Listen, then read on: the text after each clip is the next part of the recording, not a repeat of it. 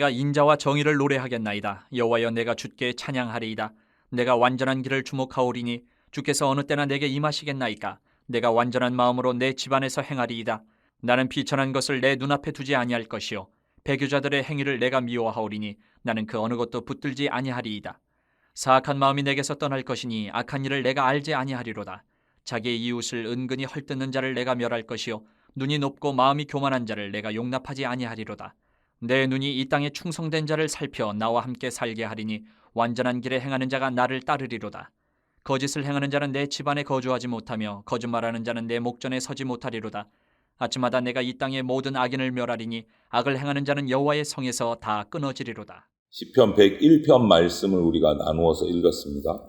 다윗이 기록한 시편입니다. 101편은. 다윗을 보면 일생 동안 하나님 중심의 삶을 살았어요. 왕이 되기 전이나 왕이 된 후에도 하나님 중심의 삶을 살았습니다. 그런 그가 오늘 이 101편 시편에서 이 시에서 여호와의 성에 대해서 노래를 하고 있어요. 여호와의 성. 다윗이 말하는 여호와의 성은 그러면 무엇일까?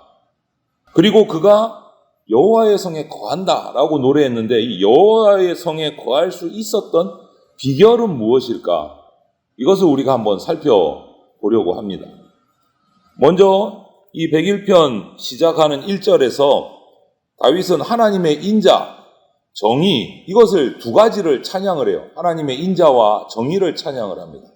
이 하나님의 인자하심, 정의로우심은 정말 중요한 핵심이에요. 무슨 핵심이냐면 하나님이 세상을 창조하시고 나서 그냥 버려두지 않고 통치하십니다. 하나님이 세상을 다스리시는 통치 원리의 핵심이 뭐냐? 인자와 정의예요. 인자하심과 정의. 우리를 다스리시는 핵심 원리가 인자, 정의예요. 이 둘을 다윗이 지금 101편에서 찬양한다라고 시를 적은 거예요. 인자라는 것은요, 하나님이 우리에게 주신 그 언약에 기초한 사랑을 말하는 거예요. 하나님을 믿는 자들, 하나님의 백성이 된 자들을 영원히 사랑하시는 것을 인자라고 이렇게 표현을 해요. 그래서 하나님은 만드신 피조물들을 사랑하시고 풍성하게 사랑하고 사랑하세요.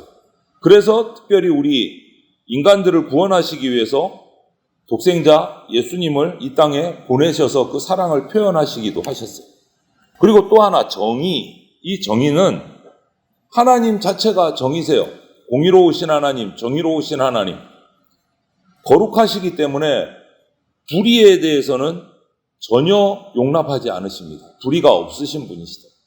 정의를 사랑하시기 때문에 행악한 자들, 불의한 자들을 반드시 심판하는 분이시다라는 거입니다. 그래서 다윗은 이스라엘의 왕이 돼서 이제 자기가 왕으로서 이스라엘 백성, 하나님이 택한 백성을 다스려야 하는데, 통치를 해야 되는데 오늘 결단하는 거예요. 나는 하나님의 인자하심과 정의를 가지고 통치하겠습니다. 하나님의 통치 방법을 똑같이 이스라엘 백성들에게 그대로 적용해서 다스리겠습니다. 이 말이에요. 내 욕심이나 왕이니까 내 맘대로 하고 내 뜻대로 이들을 부려먹겠다. 이게 아니고 하나님이 다스리시는 방법대로 내가 다스리겠습니다. 라고 지금 고백을 하는 거예요. 하나님의 언약 백성을 사랑함으로 불의함이 없이 정의롭게 통치하겠습니다. 다윗은 그러니까 왕이 돼서 온전한 삶, 온전한 왕의 통치를 꿈꾼 거예요. 하나님 앞에서 거짓이 없는 순결한 삶을 살겠다고 결단하는 거예요. 자비롭고 은혜로우시고 노하기를 더디하시고 인자하시고 진실이 많으신 하나님, 그 하나님을 다윗은 만났기 때문에 자기가 만난 하나님을 그대로 따라가겠다. 여러분, 우리도 똑같습니다. 여기서 내가 이런 인자하시고 진실하시고 정의로우시고 노하기를 더디하시는 하나님을 우리가 똑바로 알아야, 저와 여러분들이 똑바로 알아야 똑바로 살아갈 수 있어요. 그러려면 어떻게 해야 되느냐? 내가 어떤 존재인지를 잘 살펴야 돼요. 하나님 말씀 앞에서. 나는 철저하게 죄인이고 나는 철저하게 하나님 앞에서 비참한 인간입니다. 라는 것을 깨달아야 하나님을 따라갈 수 있어요.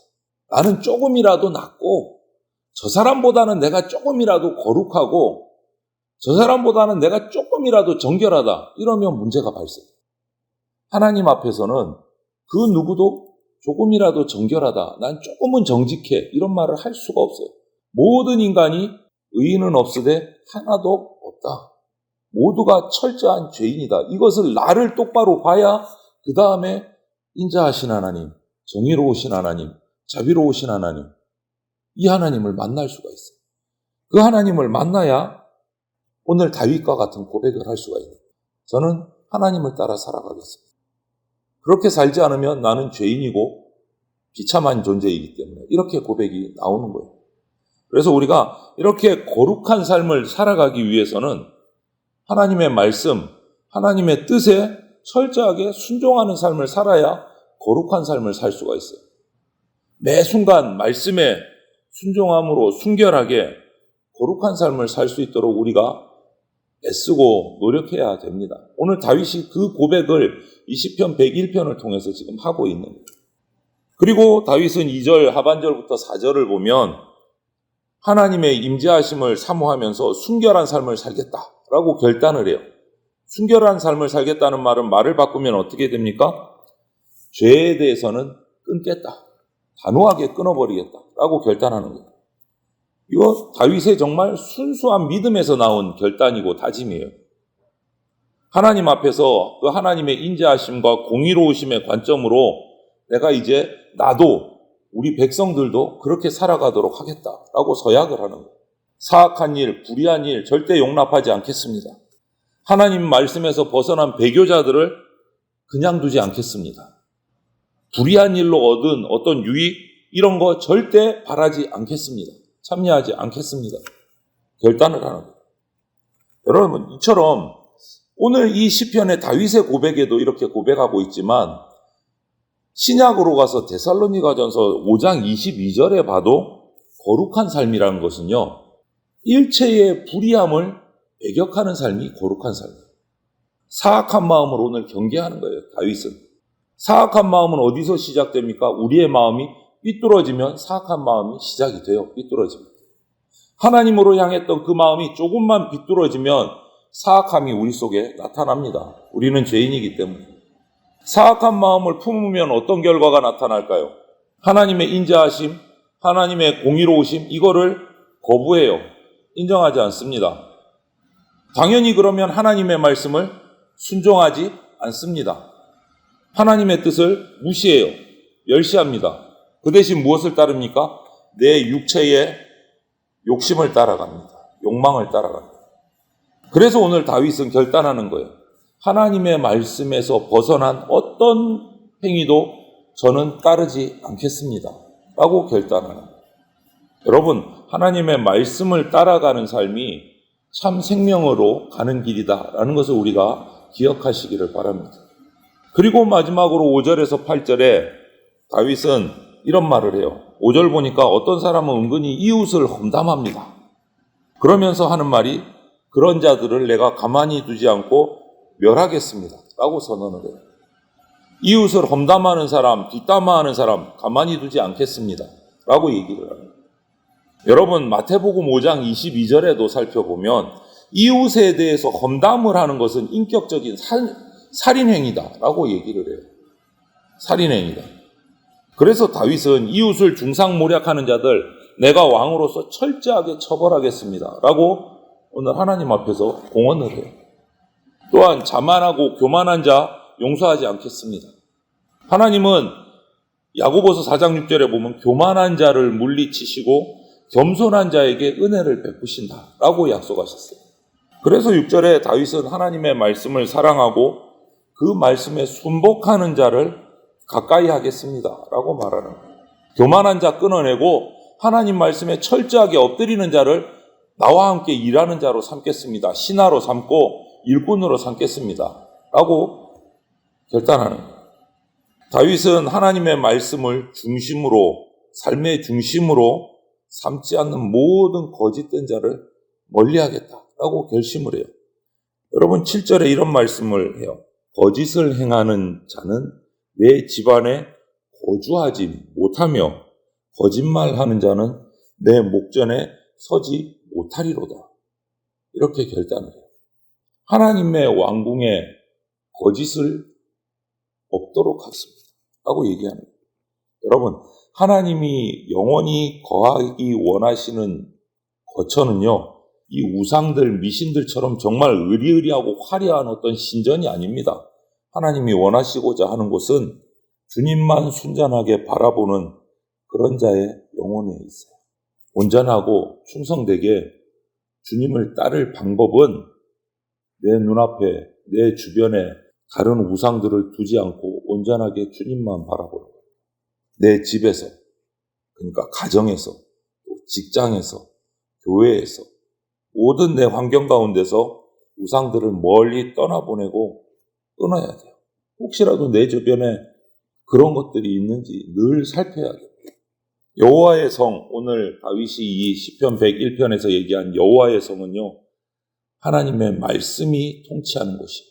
그곳이 가정이 되었든 직장이 되었든 내 삶의 어떤 터전이 어떤 곳이 되었든 하나님의 말씀이 통치하는 곳을 여호와의 성이라고 말해요.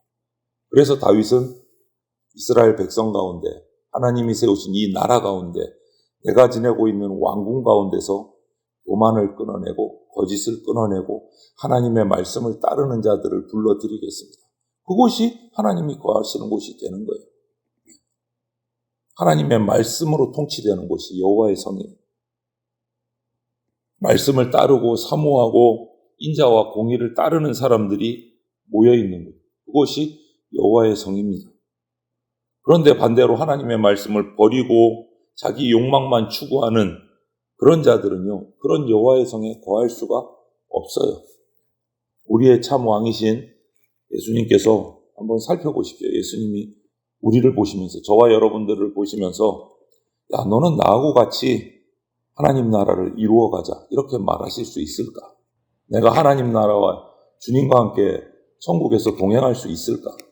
하나님이 나를 그렇게 하고 인정해 주실까? 한번 생각해 봐야 돼요.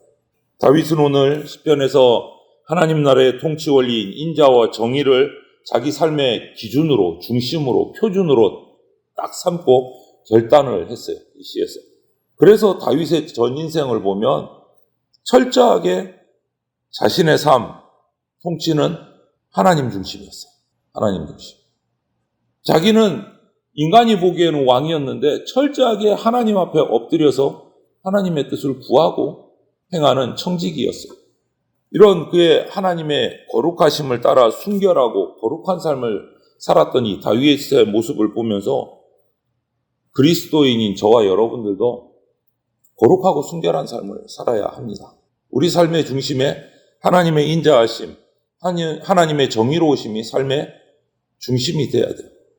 하나님 말씀을 따라서 성도의 삶을 살아가야 됩니다. 그런 성도들이 모였을 때 우리 대전 장로교회가 여호와의 성이 될 수 있습니다. 오늘도 내 안에 각자의 삶을 살아가실 때 내 안에 그 거룩한 하나님의 성이, 여호와의 성이 세워져 갈 수 있도록 사모하고 기도하시면서 충성스럽게 하나님 앞에서 인자와 정의로 진실을 따르고 악은 제거하고 선을 행하는 겸손한 삶을 오늘 하루도 저와 여러분들이 살아갈 수 있게 되기를 주님의 이름으로 축원을 드립니다. 아멘.